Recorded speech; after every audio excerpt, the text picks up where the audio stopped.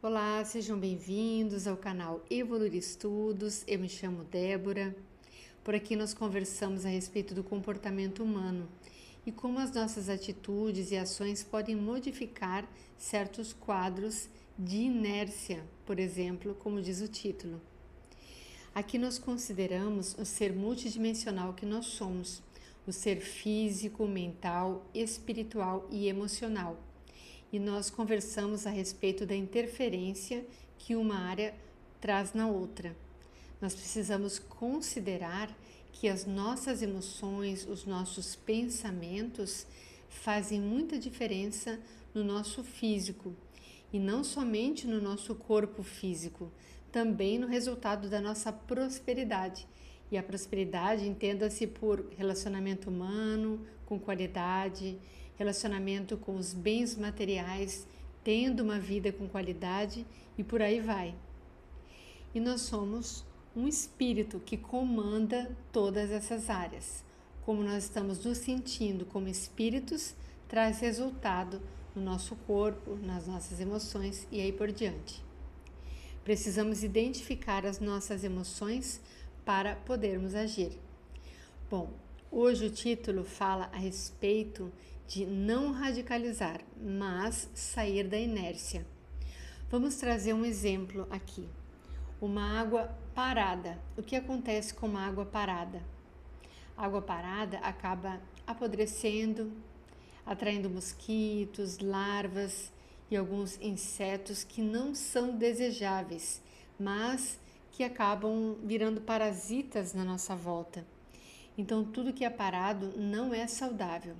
A vida é dinâmica, ela requer movimento e o nosso pensamento traz esse movimento. E por que eu falo a respeito de não radicalizar? Vamos voltar para a água.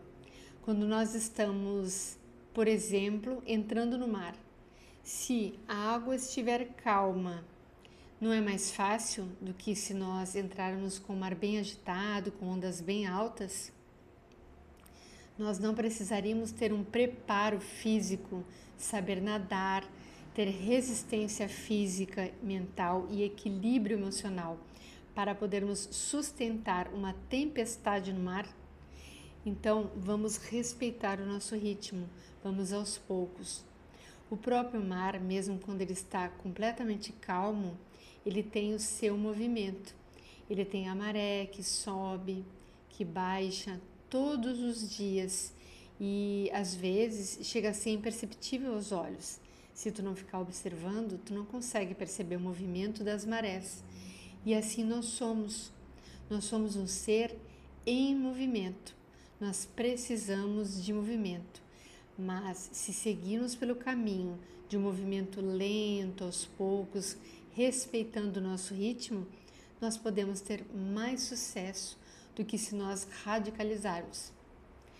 É lógico que aqui não cabe julgamento e a gente pode estar falando de um movimento em função de uma depressão ou simplesmente de uma decepção, vamos dizer, com relacionamento, com trabalho, e que nós estamos sem coragem de seguir adiante. E nós podemos estar falando também de vícios. Nós queremos movimentar, fazer uma mudança em relação a algum vício. E a gente sabe que é possível a pessoa dizer assim: vou parar de fumar hoje. A partir de hoje, eu não fumo mais.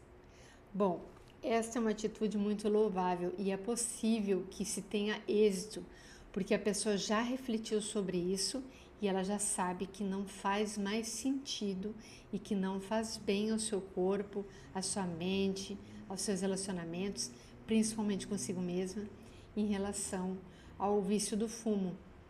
Porém, quando a pessoa decide modificar radicalmente uma atitude, ela sofre um rebote, ou seja, o corpo dela sente de uma forma muito radical.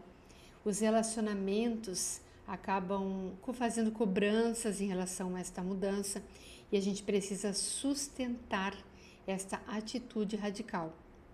É possível sim fazer uma mudança radical, mas vamos ser bem honestos, isso só aconteceu porque houve muito tempo de reflexão. e possivelmente já houveram outras tentativas antes. Então, o amadurecimento em relação ao pensamento é muito importante para que possamos tomar esta atitude de mudança. Quando nós radicalizamos, nós movimentamos muitas energias e precisamos dar conta desse movimento. Se esse movimento for aos poucos, é possível que tenhamos mais êxito. Mas, como eu disse, não cabe julgamento, porque aquela atitude material de um corte radical em relação a alguma coisa que queremos mudar, ela pode estar amadurecendo dentro de nós. Agora, se esse amadurecimento não existe e foi um pico de estresse, uma briga, uma situação que levou a isso, nós precisamos parar para pensar antes de fazer a mudança. Ou nos darmos este período, existe essa possibilidade de nós termos um período de amadurecimento. Vamos dizer que nós queremos nos separar de alguém.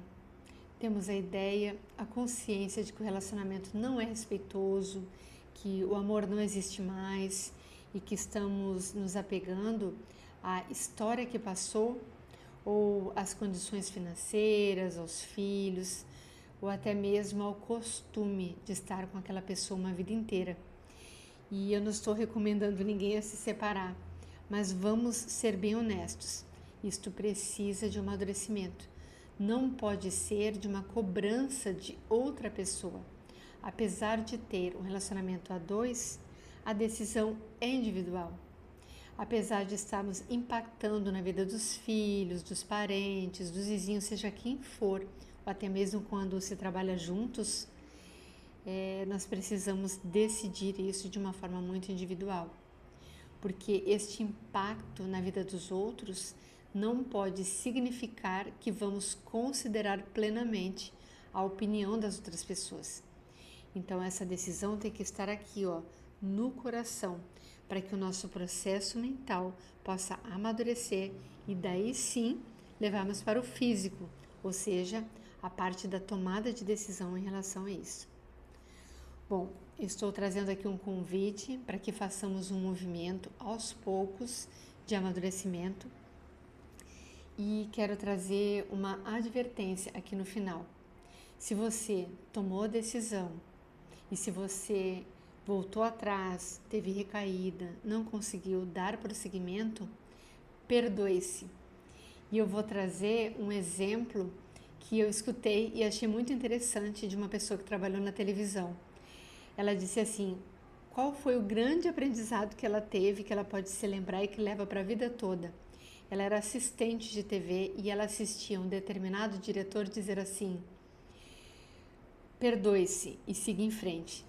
Toda vez que as atrizes, os atores estavam tentando gravar uma cena e acabavam errando e tinham que voltar atrás, aquele período de frustração precisava ser breve.